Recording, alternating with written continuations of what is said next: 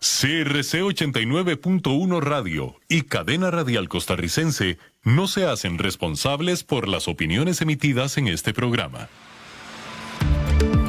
Es tiempo de tender la red democrática y mostrar la Costa Rica del futuro hacia la cual debemos caminar. Con ustedes, Jonathan Prendas, aquí por CRC 89.1 Radio.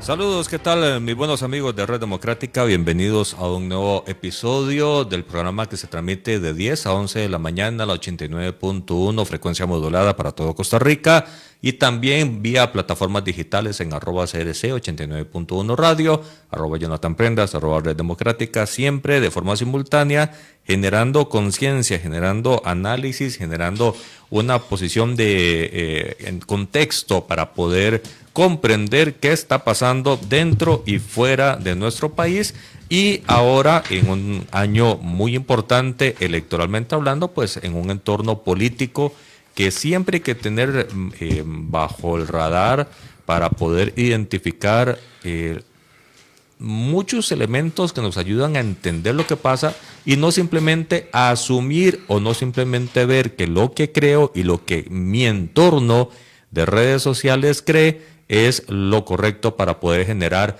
una visión, para poder desarrollar un entender de las decisiones que se están desarrollando y para poder entender también cómo los partidos y los candidatos van a poder generar una satisfacción de las necesidades y de las voluntades que pueden estarse desarrollando. El día de hoy tenemos la muy grata y buena compañía de don Ronnie Monge, diputado con mandato cumplido, periodo 2014-2018, que pues está acá con nosotros, siempre dispuesto a analizar lo que pasa en Costa Rica y lo que pasa en la política. Bienvenido, Ronnie.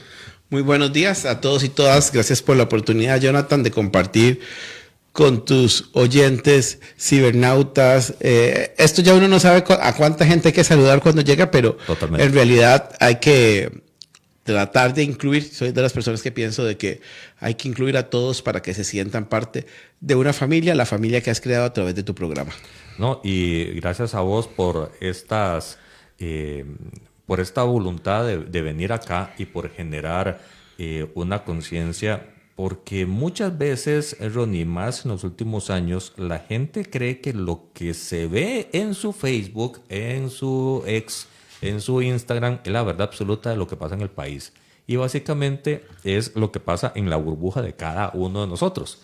Entonces, no necesariamente el candidato que uno ve es el que está ganando, no necesariamente el partido al que uno apoya es el que está ganando, y no es necesariamente los señalamientos hacia unos y otros son verdaderamente la verdad absoluta de lo que sucede en el ecosistema político. Por eso estos programas me parecen muy valiosos para poder ayudarnos entre todos a entender qué está pasando en Costa Rica.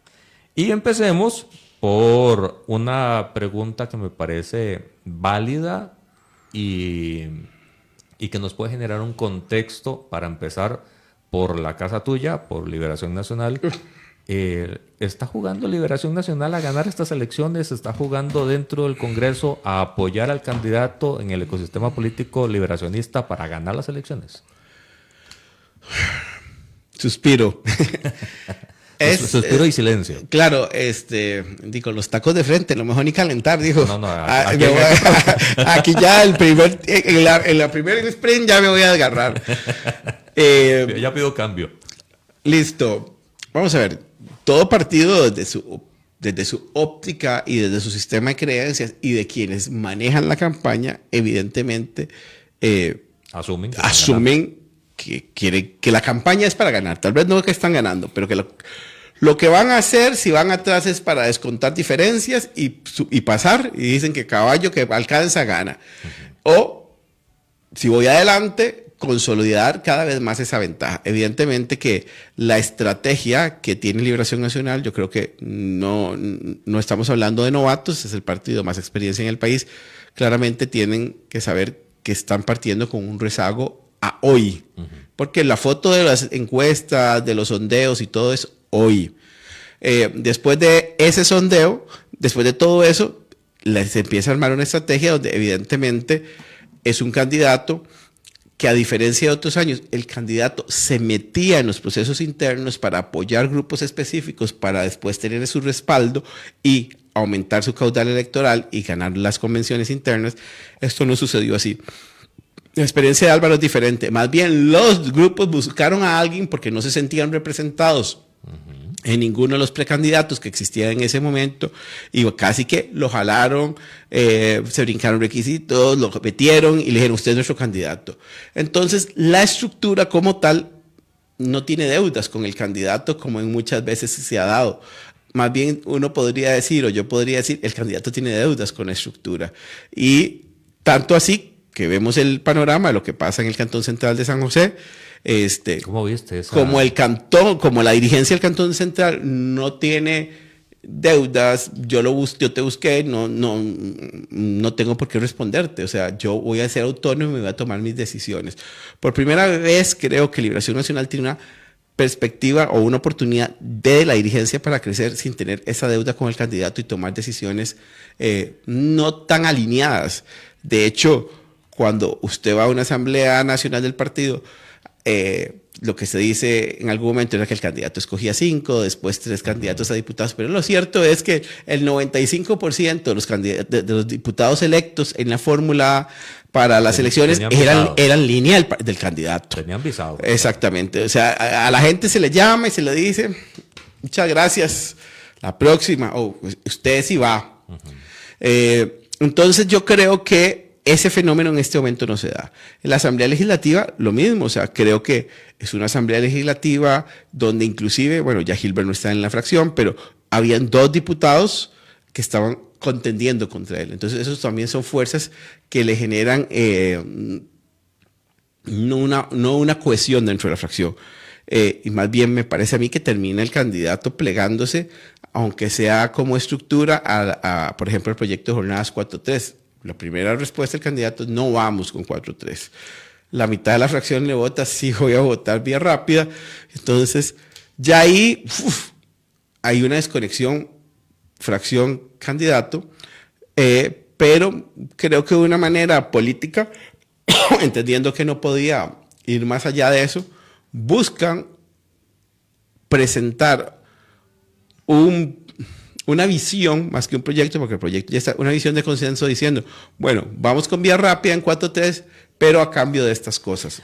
Una pregunta, y vos ya estuviste en la asamblea, vos sabes cómo se mueven estas últimas sprints de cada proyecto de ley.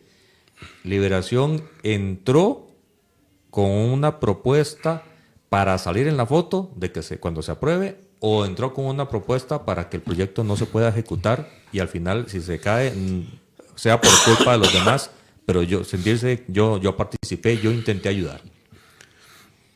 Yo creo que ese es el gran problema que tenemos en Liberación en este momento, como yo lo he dicho constantemente. En ese ser social confusos, no estamos ni aquí ni allá. O sea, o estamos o no estamos, pero no podemos decir que estamos y poniéndole el caballo de Troya dentro del proyecto. Porque es casi una convención colectiva en lo privado. Exacto. Básicamente. Ustedes quieren entrar, esto, lo otro. Entonces, yo me pongo a poner las variables de las personas que van a elegir. Si yo asumo este tipo de jornada, beneficio, 3 días libres. Ya no está mal. Perjuicio, no me recibo horas extras. Y yo sostengo mi familia con las horas extras. Perjuicio, para el Estado de todo, si estas personas siguen trabajando 5 o 6 días, todos los días, horas extras, porque la empresa lo requiere, su salud va a ir decayendo y el sistema de seguridad social va a tener que atenderlos. Perjuicio, todo el país.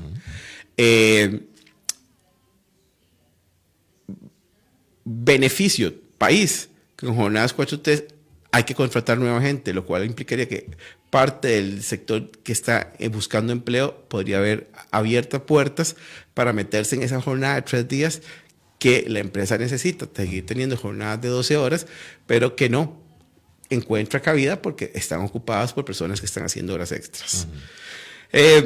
Entonces, como todo en la vida tiene pros y contras, pero usted tiene que tomar una decisión, voy aquí o voy acá. ¿Por qué? Porque la gente tiene que tener claro cuál es tu posición. Para la gente que está en contra de 4-3, siente que Liberación se equivocó, porque avaló Vía Rápida. A mí no me importa si puso el caballo de Troya, no, es que se contradijo. El hecho que está. Ajá, el hecho que está.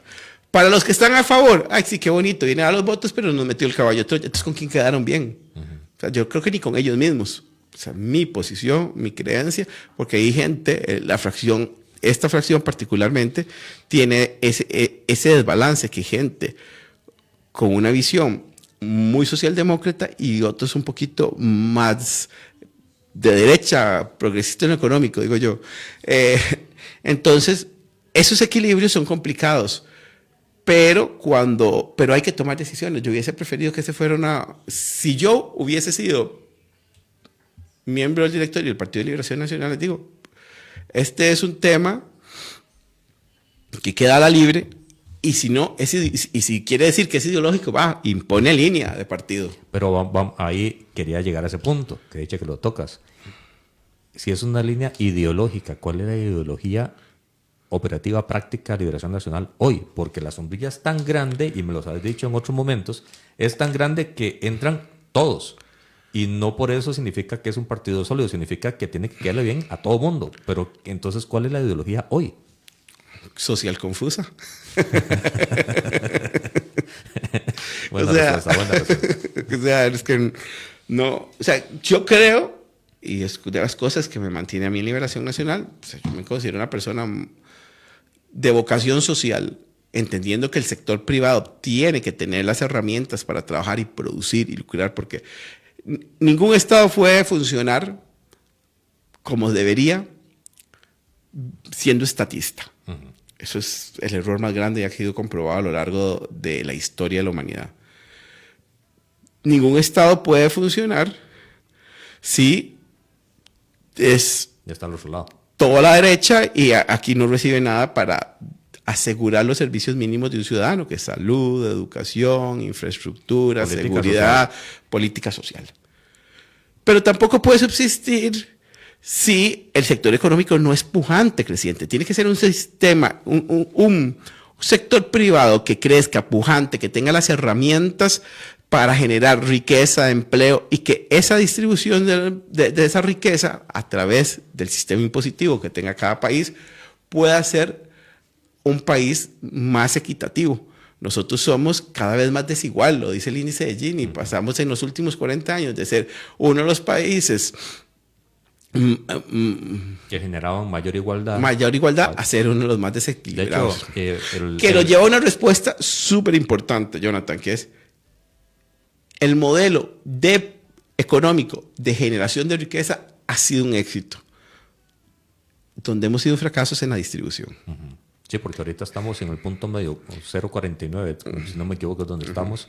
Y eso significa que estamos repartiendo mal la riqueza. Por eso vemos una pobreza y pobreza extrema que todavía se mantiene y no hay manera de bajarla a nivel práctico. A nivel práctico no baja. Ronnie, cuando me decías social confusa, que me gustó el concepto, ¿cuál es entonces en el espectro de la papeleta electoral que vamos a encontrar con lo que está pasando con la conformación de las fuerzas cantonales y provinciales de liberación, ahora en la renovación de estructuras, con la participación del ecosistema que está alrededor del candidato? ¿Vamos a ver una liberación más tirada hacia la izquierda? ¿O cómo la podemos ver? Porque el candidato técnicamente es conservador en muchas áreas. Mi perspectiva es conservador. O sea, la elección del 2026, la propuesta de liberación va a ser conservadora. Porque el candidato es conservador, es estatista, no cree, por ejemplo, en la tercerización de la salud. Él ha dicho como expresidente de la Caja Costarricense de que la Caja debería asumir las unidades, aunque le cueste un 40% más caro y aunque los servicios no sean tan buenos como los que da la tercerización. Entonces, en el papel, porque al final todo es papel, Jonathan, veríamos a una Liberación más en esa visión romántica de la idea de la socialdemocracia de don Pepe. O sea, lo que pasa es que eso fue hace casi 100 años. El mundo Costa Rica cambió. ¿Está para eso? Yo no la veo así, vuelvo a decir. Creo que todo se moderniza. La socialdemocracia se ha modernizado en otras partes del mundo. No es tan estatista, no es tan de izquierda y tiende a moverse en el péndulo un poquito más cercano al centro que a la izquierda de los años 60, 50. Es que además ya no tenemos Guerra Fría, ya no deberíamos estar debatiendo entre izquierdas y derechas, deberíamos estar debatiendo cuáles son las medidas pragmáticas para que le resolvamos los problemas a los y las costarricenses. Coincido. Como decía don Oscar Arias, a mí no me importa si el gato es blanco o negro, lo que me importa es que case ratones. Para que la gente lo entienda bien. A mí no me importa, porque hay buenas ideas de la izquierda. Yo no puedo decir que el Frente Amplio no ha llevado ninguna buena idea. Por supuesto que ha llevado. En todos los partidos. Como también el liberal progresista, que digamos representa en este Congreso la balanza de la derecha, ha llevado buenos proyectos.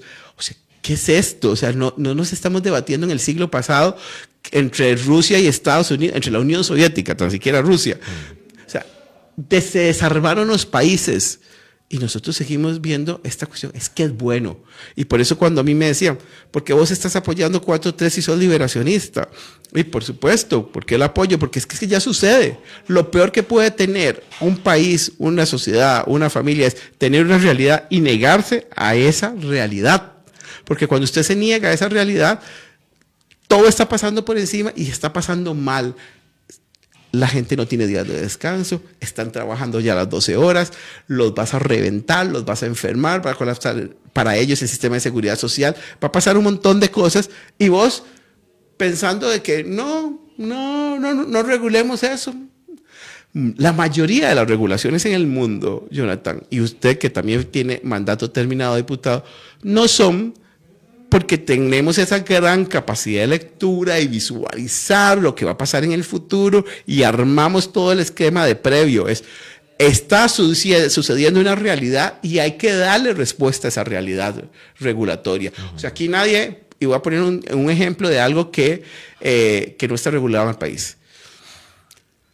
Aquí nadie visualizó hace 20 años que podían haber criptomonedas y entonces creó una regulación de criptomonedas pensando, ya hoy, que tan siquiera es tema de debate, es algo que se da normalmente en este país, intercambio de criptomonedas. ¿Y hay regulación? No, pero va a tener que haber, claro que va a tener que haber, pero respuesta de una realidad. Eso es lo que pasa en la Asamblea Legislativa. Pero no pensando en un policía, sino pensando en que las cosas sean ordenadas. Exacto. Ahora, este concepto de realidad versus legalidad en el discurso político es lo que ha pasado factura en este periodo constitucional. Vamos a ver. Hay una mala lectura de lo que pasa afuera. Yo creo que el problema es la oferta de campaña y lo que pasa cuando se es gobierno. Y esto aplica para todos. Yo tengo una muy buena amiga del periodo constitucional pasado, que es Paola Valladares, y yo le dije, y le digo siempre, y a Roberto también, no puede ser posible. Antonio llega y dice, vamos ahí en campaña, ¿verdad? Partido Liberación Nacional. Pongo la figura y el nombre de Antonio Álvarez porque era nuestro candidato. Pero él dice, vamos a ir a gas natural para generar riqueza y empleo. O sea, eso, no sé cuántas, pero por lo menos, así bajito, 100 personas votaron por esa propuesta. Antonio no gana, ellos asumen la Asamblea Legislativa. Y lo primero que votan es veda contra toda la exploración. O sea, ¿qué es esa falta de consecuencia entre lo que le dijimos a los electores y estamos haciendo dentro del papel que nos dio los electores? A los diputados y diputadas tienen que ir a respaldar lo que dijimos en campaña. Y si no creían en lo que decía el candidato, con todo respeto, no acepten la diputación. Totalmente. Pero usted coincido. tiene que ir a respetar la propuesta que hizo el partido para ese periodo constitucional. Y también como partido, como agrupación, también tener un poco más de consecuencia, porque en lo que estás diciendo, en el anterior, una diputada de Liberación Nacional presenta 4-3. En este periodo, la fracción va contra 4-3. Al final terminan entrando, pero como ya lo conversamos, pero el de un periodo a otro es totalmente lo contrario. Sí, que todavía yo ahí puedo dar el beneficio de duda porque son otras personas, otra campaña y en esa misma sombrilla enorme de Liberación, en el cambio de candidato, hubo un cambio también de visión del partido en eso, que nos sigue haciendo social confusos. Pero puede cambiar. Pero, por ejemplo, es que... no es lo mismo, eso pasa en todo. No es lo mismo el Frente Amplio de Fabricio. Sí, yo creo que no. De Villalta. No es lo mismo el Frente Amplio de Villalta que el de Ariel. Van a ir con posiciones diferentes. No es lo mismo. No es el mismo Frente Amplio. ¿Cómo estás viendo estas salidas de las ofertas electorales? Ya hay 15 candidatos o personas que simplemente están esperando que se dé la Asamblea Nacional para oficializarse. Y paralelamente, y ahora te enseñaba una noticia cuando estabas llegando, hay un roce de muy altos decibeles entre, por ejemplo, doña Laura Chinchilla y la diputada Cisneros. ¿Cómo estás viendo el ecosistema, el ambiente? Mira, creo que es convulso.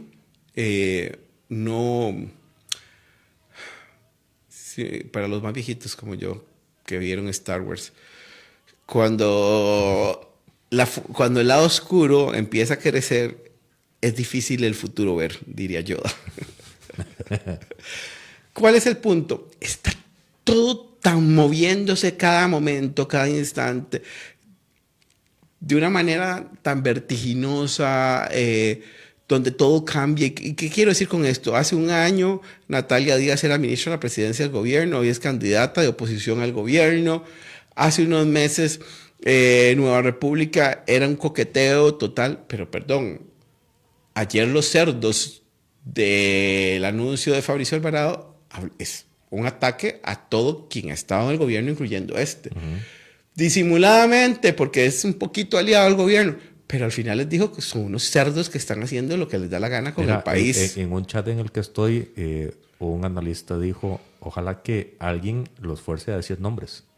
Sí. Porque tildar con una etiqueta tan brusca, sería bueno que digan nombres, quiénes son.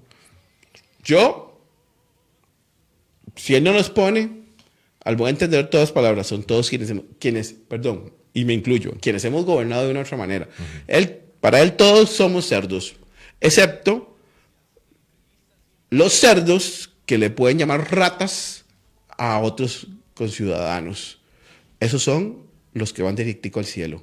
O sea, yo a Fabricio le tengo un gran cariño, pero a mí me parece que perdió el norte está perdiendo lo mismo que critica tanto Liberación Nacional, la consecuencia. Si yo soy un partido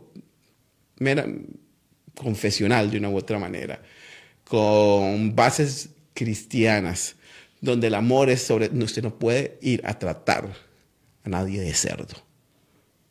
Porque además, tu misma palabra de Dios dice, no juzguéis. A eso le toca a Dios. Usted señale las cosas. Vamos con las ideas. Pues vamos a ver, ¿qué es lo que yo voy a hacer para que... Yo no tengo que llamar cerdo a nadie para decirle que hay un descontento muy grande de la ciudadanía con las acciones y decisiones que han tomado la clase política. No necesito tratar a nadie de cerdo para decirle que sí, hay personas que le han metido la mano al dinero del Estado. Eso está en investigación, eso está en la corte, hay condenas a lo largo de los años, todo eso no tenés por qué denigrar a un ser humano. Ahora sí, eso que ya sabemos no me lo diga, Fabricio, y menos en esa connotación. Decime qué vas a ir a hacer vos para que los tuyos no se conviertan en cerdos. Porque no tiene control sobre los seres humanos. ¿De verdad? Entonces, nadie puede controlar su equipo de gobierno. Entonces, decime, ¿qué vas a hacer? ¿Les vas a tener, no sé, una perseguidora, les vas a tener una cámara siguiéndole los 24 horas? Va a ser un reality show con todos sus ministros, viceministros, oficiales mayores, presidentes ejecutivos, diputados. Todos van a estar expuestos las 24 horas del día. No sé si Fabricio estaría dispuesto, tan siquiera a él, estar expuesto las 24 horas del día para demostrar su transparencia. Muy contundente y muy clara tus palabras. El ambiente que hay en este momento es de confrontación de todos contra todos. Quienes no están queriendo jugar ese juego no están apareciendo en los estudios de opinión, indistintamente de las casas encuestadoras. Básicamente tienen muy poco rating a nivel de seguimiento. Obviamente faltan 7 meses y todo puede cambiar en la última semana incluso. Pero el último mes, que ha sido la constante de los últimos 8 años. Exacto. Los últimos 3 gobiernos, los que van en primeros 3 lugares no ganan. Y queda el quinto en segunda ronda. Ahorita el mejor de quinto. ¿Cómo ves los tonos de la campaña? ¿Va a ser tan conflictiva, tan dura como se prevé? No lo suspiro. Creo que sí. Ayer yo decía en una reunión de trabajo que tenía con unos clientes, cuando la cabeza del país es confrontativa, es conflictiva, todo para abajo sigue igual. Porque además a la cabeza del país le da réditos de popularidad ser así. Pero ese rating, ese estilo, debería entonces ser heredable a su candidato o candidata. Pues, el problema, claro, yo lo entiendo, Jonathan, pero cuando la oposición anda dando tumbos de persona no vidente, simplemente va a tratar de hacer lo que está haciendo el que va adelante para ver si puedo ganar algo, porque con lo que yo estoy haciendo no me está alcanzando. El ecosistema político va a mantener por necesidad la confrontación. Yo pienso que sí. Yo creo que, bueno, no solo, o sea, vos lo acabas de decir, ¿cómo ha sido la salida al aire de todos los partidos que han puesto confrontativo? O sea, yo recuerdo ahora para el aniversario del partido del 12 de octubre estar viendo un video de no bullying y la persona que va a salir era el presidente de la República. Yo estoy celebrando el aniversario de Liberación Nacional. ¿Qué me tienen viendo a mí el presidente? Yo no tengo que pelear, vuelvo a lo mismo que siendo consecuente con mis palabras. Si el presidente ha sido bueno o malo, eso es algo que va a tener que valorar la gente. Yo creo que la gente quiere oír qué es lo que van a hacer mejor para yo elegirlos a ustedes. Y sobre todo, con los datos de la última encuesta de Opol. O sea, hay 40% de gente que dice que no sabe con quién va. No. Ese 40% tan siquiera va a votar. O sea, yo estoy partiendo de un abstencionismo entre el 40 y el 35%. Va a quedar 2 millones de personas para repartir. Okay. Pero de ese, digamos, pongamos el abstencionismo en 35 y no en 40 como yo creo que va a ser. Eso significa que me van a votar 65%. De ese 65%, ya 30 está distribuido. 13 de doña Laura Fernández, que parece ser en principio... Ayer tuvimos a Mauricio acá y decía hay que limpiar porque ese 13% es con el padrón total. Quitando abstencionismo, sube al 22%. No importa. Eso es para efectos de saber si gana primero o segundo. Pero estoy hablando del total. Okay. De ese 65 que vota, Laura tiene el 13, 10 Fabricio y 7 y algo Liberación Nacional. Eso nos da 30. O sea, yo solo tengo un 35 por distribuir. Y los demás van a querer raspar de algún lado. Por un poquito o mucho van a raspar. Entonces de ese 35 van a quedar como un 20 para repartir. No, esos son entre los 3 primeros. Pero cuando empiezo a quitar y quitar de los que tienen 1, 2, 1, 3%, Natalia que tiene 4, 5, ya solo me queda un 55, un 25 por distribuir, porque tengo 10 ya entre los que ya se decantan, que son minoritarios. 25. En el mejor escenario, que Laura Fernández de ese 25 captara el 50%, es el 12. No le da para llegar al 40, quitando el abstencionismo. Ya como a 32%. Entonces, y no creo que vaya a sumar. Si en este momento, con nombre y todo, ella suma esto, va a crecer, evidentemente, porque va a haber, y si obviamente la preparan, y ella es una mujer preparada para ir a dar una buena campaña. Lo que quiero decir es que hay un buen porcentaje que podría votarle también a los pequeñitos y hacerlos crecer, como pasó en las últimas 2 campañas. Cuando Mauricio precisamente el otro día decía, yo veo con tantos diputados y todo, yo le decía, yo creo que tu bolita puede cambiar. Yo creo que va a cambiar. Yo creo que va a cambiar. De hecho, está contando gente que yo creo que no va a llegar. Entonces me parece que creo que va a ser una asamblea muy, muy fraccionada. Porque los porcentajes están bajitos. 22. No sé, José María sacó 29% en primera ronda hace 4 años y le dio para 18 diputados. De hecho, hay un quiebre de voto muy importante entre el candidato y la visión electoral, al punto de que ayer decía Mauricio, y se decanta así en otros estudios también, el candidato de la unidad está en 1% o menos, por ejemplo el de ayer, pero la unidad está en un porcentaje muy alto. 4. Exacto. Ahora, ellos están jugando desde hace varias campañas a un ganar en el papel con un candidato, pero en realidad están buscando diputaciones. Lo que estabas diciendo de la conformación actual de la estructura de liberación podría caer en eso mismo, que al final de cuentas lo que la gente busque es llegar a la diputación sin necesariamente intentar empujar al candidato. Liberación tiene una lealtad importante hacia el partido de sus seguidores. Por eso, a pesar de las crisis, a pesar de todo lo que se esté viviendo, seguimos siendo un partido medianamente sostenible, con una buena cantidad de diputaciones. Y en esto mismo también sucedía en Liberación. Álvaro tiene cerca del 8, pero Liberación tiene cerca del 12. ¿Qué es lo que pasa con el oficialismo? El oficialismo no va a tener más que su candidata. No. Entonces, el techo de las diputaciones es el mismo techo del candidato. El techo de las diputaciones de la Unidad de Liberación, inclusive me parece que en esta campaña de Unidos Podemos, va a ser más allá de su candidato.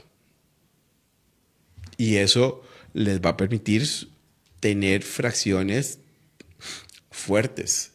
Yo pienso que puede haber un bloque de 3 a 4 fracciones que oscilen entre los 8 y los 12 diputados. ¿Cuál es la que va a tener más grande? Hoy me parece que debería ser el gobierno, pero hoy, ¿a qué me refiero? Hoy soy hoy hasta que soy candidato y empiezo a recibir el fuego cruzado de la gente. No, y no solo eso, sino que tengo que ser consecuente con lo que el presidente está diciendo y el estilo del presidente. No puedo en ningún momento decir algo diferente. Y la oposición y la prensa va a estar enfocado en hacerla o hacerlo ver diferente. Sí, a mí me parece que hay un nivel interesante de todo cómo se puede ir acomodando el esquema político. Me parece que es temprano. Hay gente que ya se atreve a decir, va a pasar esto y esto. Yo lo más que podría llegar a decir es que el costarricense le ha venido dando desde el 98 2 mandatos consecutivos A todo mundo. a todo el mundo. Lo cual, siguiendo ese esquema, el partido de gobierno debería ser el llamado a ganar en el 2026.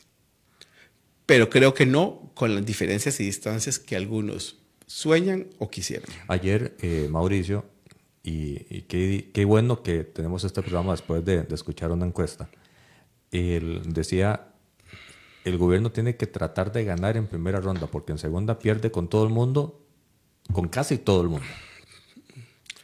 Porque en 4 años se encargó de tirar tierra contra todo el mundo. Y todo el mundo se va a unir para que no vuelva a llegar.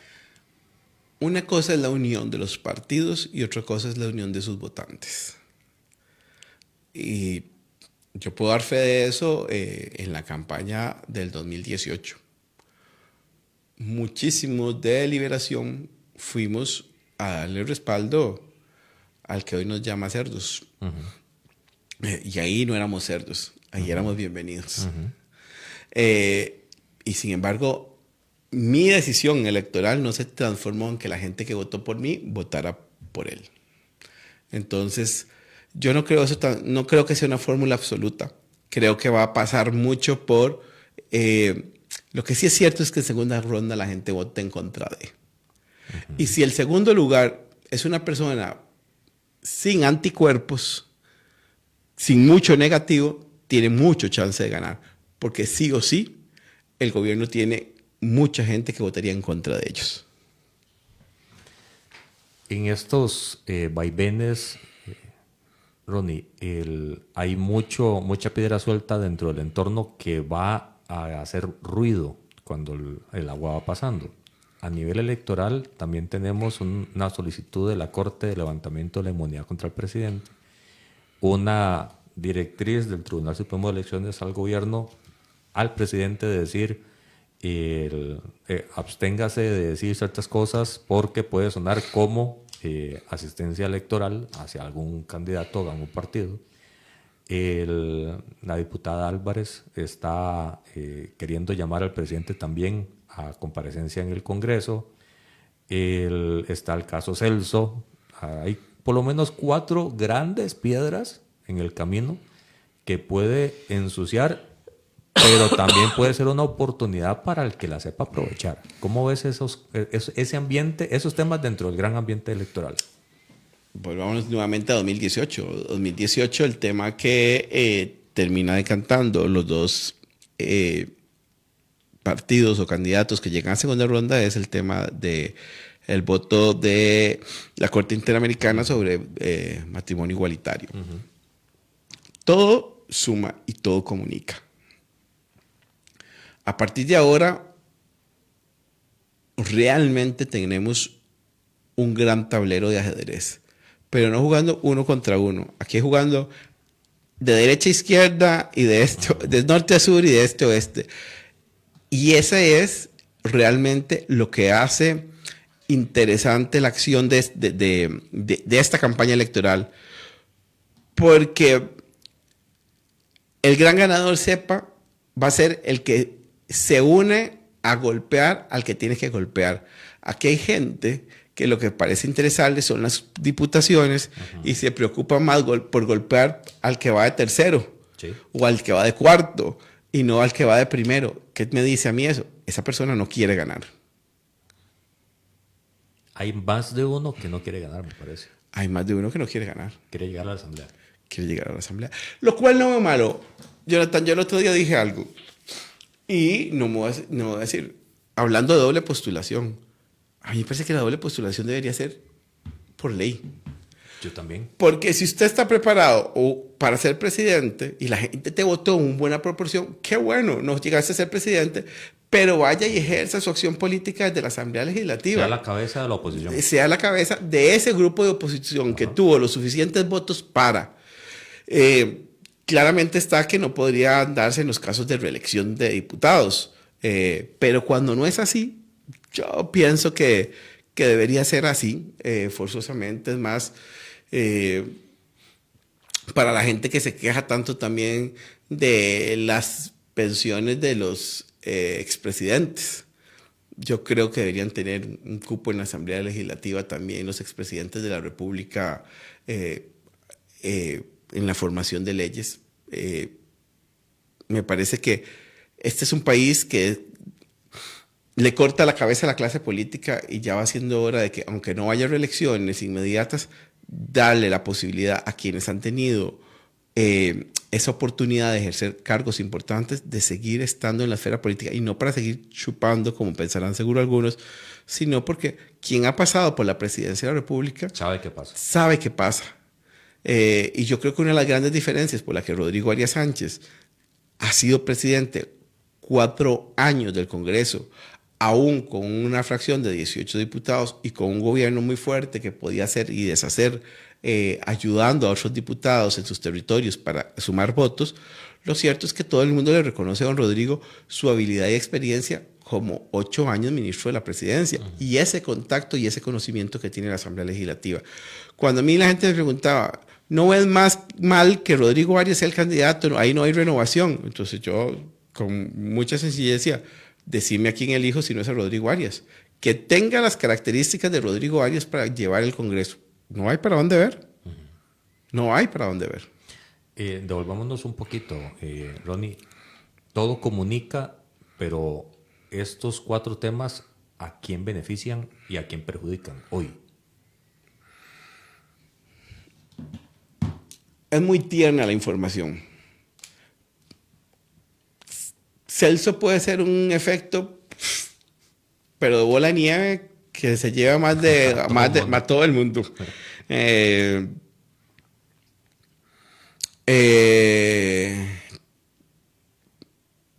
Entonces, y ahora me vuelvo al 2017, cuando a mí me tocó presidir la comisión del cementazo, para mucha gente era una gran oportunidad para hacer ver que el gobierno del PAC no era lo bueno que decía ser, que su discurso de 20 años de que ellos eran los buenos y los otros eran los malos, como lo que vemos ahora, los iba a golpear. Y efectivamente, había un montón de figuras ligadas al PAC en el caso del cementazo, pero quien más perdió fue Liberación Nacional. Sí. Es por no saber leer los tiempos y las formas. Yo creo que todo tiene un tiempo y una forma en que hay que saber meterse en política. Hay gente que yo creo que hubiese podido llegar a ser presidente de la República, pero la ansiedad no los dejó llegar. Por ejemplo. Voy a poner un ejemplo. Johnny Araya nunca en este país había elegido un partido 3 candidatos seguidos del mismo partido. 2006 Oscar, 2010 Laura. Johnny era la figura más popular según encuestas del país desde la alcaldía. Probablemente, evidentemente iba a ganar una oposición. El gobierno de Luis Guillermo no había sido bueno y probablemente Liberación pudo haber tenido una mejor oportunidad. Tuvo que esperar. Debió haber esperado. No supo esperar en la precandidatura. Voy a citarlos por mi familia, entonces no me siento. Rolando Araya. Rolando era muy joven en el 89. No tenía el apoyo del presidente. Éramos gobierno. Veníamos de 2 años de ser, otra vez 2 años de ser gobierno. Mismo error. Querer ser el primero que junta 3 mandatos. O sea, no lo lograron. Nadie lo ha logrado. Bueno. Nadie lo ha logrado. En la época reciente. Ajá. Entonces, es donde se dice, ¿para qué te metes? Te lo cambio. Vos hubieras aspirado 4 años antes a la diputación y ni por asomo salís. De hecho, se hizo y llegamos a mitad de camino. Ajá. Fue otro tiempo. Exacto. Y había que esperar. Había que esperar. Yo pudiera hablar también de los tiempos de Otto, pero me parece que Otto nunca quiso ser presidente. ¿Cuántas veces tiene que intentar una persona la presidencia? Si lo hace en el tiempo correcto, una, y va a ser presidente. ¿Máximo? Ya después de 2 veces, a menos de que seas Antonio López Obrador, no deberías intentarlo. Porque ahorita no solo está Otto y hay otros, sino que es como no saber escuchar a la gente. No, o sea, vamos a ver. Yo creo que en la política te da la oportunidad para tomar pausas y analizar. Vos estuviste ahí. La tierra se mueve para arriba y para abajo como si fuera un terremoto. Un momento estás aquí, un momento te tira al piso, un momento te levantás. Y si vos no te abstraes y haces lo que vos estás haciendo y lo que yo estoy haciendo, y es separarse un poco y ver desde afuera, te consume y te come. La política es depredadora. Y cada uno de los que nos metemos ahí somos el alimento y podemos ser depravados. O sea, depravados en el sentido que consumidos, comidos. Y hay gente que no se toma esos tiempos para volver a tomar aire, para volver a tomar fuerza y para entender, para decidir si quieres volver o no. Yo que leo, uno, me parece que hoy el pueblo de Costa Rica, hoy no quiere que vuelva gente que ya estuvo. Hoy no quiere gente, como en el caso mío, que tenga un apellido, que tenga un historial político. ¿Qué hago yo? Estoy afuera. Pero aquí hay gente que quisiera estar adentro, con esos o más requisitos que los que yo dije. Entonces, es una cuestión de aprender a leer los tiempos, Jonathan. El poder corrompe, sí. A todos los que nos oyen, sí, corrompe. Sí, corrompe. No puedes estar ahí toda la vida. Porque además aprendes a hacer cosas malas. Hay que evitar la tentación. Hay que evitar la tentación. Porque al final, todos somos sujetos de la tentación. Hasta Jesús. Pero, ¿cómo evitas caer en la tentación? Cuando estás preparado. Cuando te metes en ese mundillo y no te preparas mental y espiritualmente, como le digo yo a mis alumnos de ética, es, todo el mundo tiene un precio. Sepa su precio y elévelo cada día más para que nadie pueda pagarlo. Pero si usted no sabe su precio, cualquier cosa, por una carne asada, termina envuelto en un pleito del MOP. Así es. ¿Cuáles son las necesidades que va a buscar satisfacer la gente en esta campaña? Para terminar en estos 4 minutos que nos quedan. Me parece que el principal tema hoy es seguridad. No sé vos, pero yo, y no porque ande en nada malo, no sé si viste la noticia, creo que es de ayer, del mecánico que sale a probar el carro del narco. El carro del narco, sí. ¿Cómo hace un mecánico para saber que le están dando trabajito que de repente él no tenía, que necesita ese ingreso para llevarle el alimento a su familia? Y no, le toca ir a probar el carro que reparó. Yo no puedo ir a fijarme cuál es el historial de vida de cada cliente que llega a mi oficina. Perdón, no puedo hacer eso.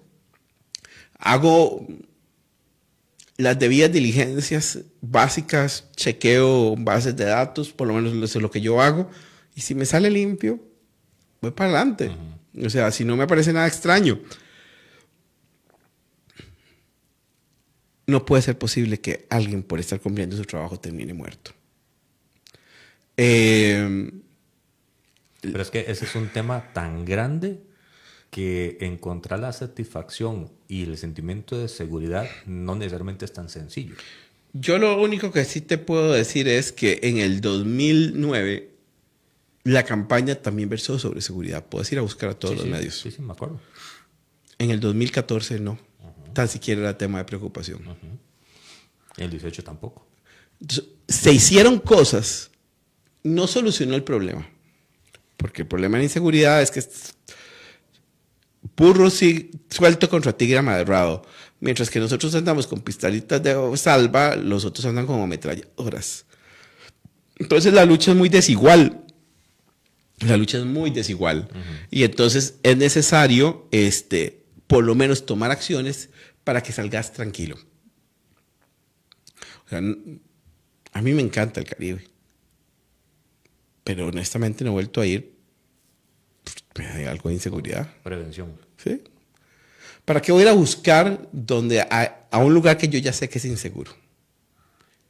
Pudiendo ir a otros lugares que puede ser que termine muerto ahí, pero que en el papel las tasas de estos ataques entre pandillas y todo son menores y hay menos víctimas colaterales. Hay víctimas colaterales, señor presidente. Cuando llegó y dijo, aquí se están matando entre narcos, eso no es cierto.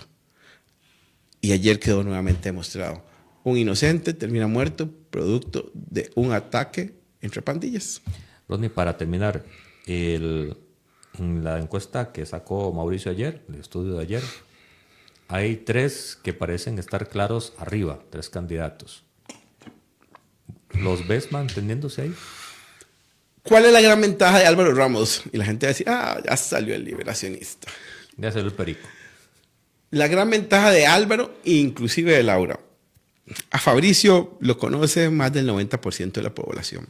y ya tiene su percepción de si es bueno o malo, o sea, positivos y negativos.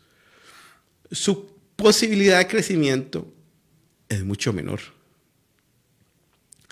Mientras que Laura y Álvaro no los conoce, a Laura un poquito más que Álvaro, pero Álvaro no llega ni al 50% de conocimiento del electorado. Entonces, hay un 50% donde Álvaro puede quedar en gracia y crecer.